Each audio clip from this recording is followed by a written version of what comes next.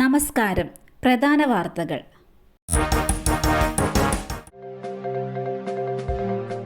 കണ്ണൂർ വിമാനത്താവളത്തിന് point of call പദവി ഉടനെന്ന് മുഖ്യമന്ത്രി.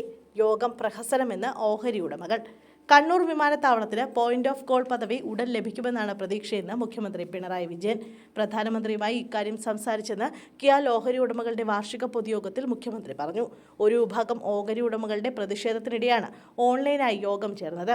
ചോദ്യങ്ങൾക്ക് അവസരമില്ലാതെ യോഗം പ്രഹസനമായി മാറിയെന്ന് വിമർശനമുയർന്നു. യുവാവിനെ തട്ടിക്കൊണ്ടുപോയി തല്ലിക്കൊന്നു, മൃതദേഹം ഉപേക്ഷിച്ചു. തൃശൂർ കയ്പമംഗലത്ത് യുവാവിനെ മർദ്ദിച്ചു കൊന്ന് ആംബുലൻസിൽ തള്ളി. കോയമ്പത്തൂർ സ്വദേശി അരുണാണ് കൊല്ലപ്പെട്ടത്. 40 വയസ്സായിരുന്നു. കാറിലെത്തിയ സംഘം അരുണിനെ മർദ്ദിച്ചു കൊന്ന ശേഷം അപകടമാണെന്ന് വരുത്തി ആംബുലൻസ് വിളിച്ചു വരുത്തുകയായിരുന്നു. സംഭവത്തിൽ കണ്ണൂർ സ്വദേശിയായ ഐസ് ഫാക്ടറി ഉടമയെ പോലീസ് തിരയുകയാണ്. കണ്ണൂർ സ്വദേശികളായ 3 പേരാണ് പ്രതികളെന്ന് പോലീസ് അറിയിച്ചു. 4 അംഗ സംഘമാണ് കാറിലുണ്ടായിരുന്നത്.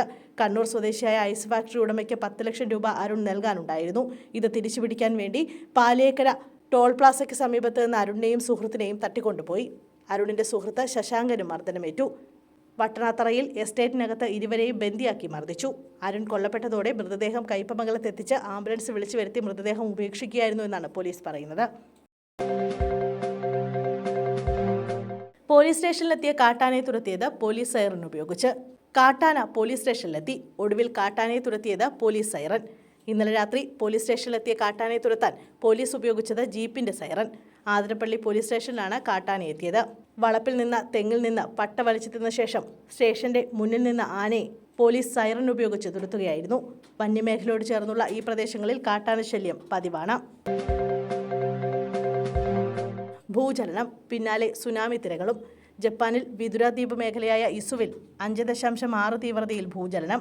ഇതിന് പിന്നാലെ ദ്വീപിൽ സുനാമി തിരകൾ അനുഭവപ്പെട്ടു. ജനവാസം കുറഞ്ഞ ദ്വീപ് മേഖലയിലാണ് സുനാമി തിരകൾ ഉണ്ടായത്. ശക്തി കുറഞ്ഞ തിരമാലകളാണ് അനുഭവപ്പെട്ടത്. ഭൂചലനത്തിൽ നാശനഷ്ടങ്ങളൊന്നും റിപ്പോർട്ട് ചെയ്തിട്ടില്ലെന്ന് അധികൃതർ അറിയിച്ചു. ഇസുവിലെ ഹാജി ജോയിൻ ഭൂചലനത്തിന് 40 മിനിറ്റ് ശേഷമാണ് ശക്തി കുറഞ്ഞ സുനാമി തിരകൾ അടിച്ചതെന്ന് ജാപ്പനീസ് ഭൂകമ്പ നിരീക്ഷണ കേന്ദ്രം അറിയിച്ചു. 1 മീറ്റർ ഉയരത്തിൽ വരെയുള്ള സുനാമി തിരകൾക്ക് സാധ്യതയുണ്ടെന്ന് നേരത്തെ ദ്വീപ് നിവാസികൾക്ക് മുന്നറിയിപ്പ് നൽകിയിരുന്നു. നടൻ സിദ്ദിഖിന് കനത്ത തിരിച്ചടി. മുൻകൂർ ജാമ്യാപേക്ഷ ഹൈക്കോടതി തള്ളി. ബലാത്സംഗ കേസിൽ നടൻ സിദ്ദിഖിന്റെ മുൻകൂർ ജാമ്യാപേക്ഷ ഹൈക്കോടതി തള്ളി.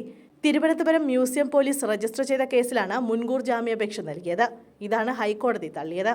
തനിക്കെതിരെയുള്ള ആരോപണങ്ങൾ അടിസ്ഥാനരഹിതമാണെന്നും മുൻകൂർ ജാമ്യം അനുവദിക്കണമെന്നുമായിരുന്നു സിദ്ദിഖിന്റെ ആവശ്യം. എന്നാൽ ഇക്കാര്യങ്ങൾ തള്ളിക്കൊണ്ടാണ് ഹൈക്കോടതി മുൻകൂർ ജാമ്യം നിഷേധിച്ചുകൊണ്ട് ഉത്തരവിറക്കിയത്. മുൻകൂർ ജാമ്യാപേക്ഷ തള്ളിയതോടെ കേസിൽ അറസ്റ്റ് നടപടി ഉൾപ്പെടെ സിദ്ദിഖ് നേരിടേണ്ടി വന്നേക്കാം. ജസ്റ്റിസ് CS ഡയസാണ് ജാമ്യാപേക്ഷ തള്ളിയത്.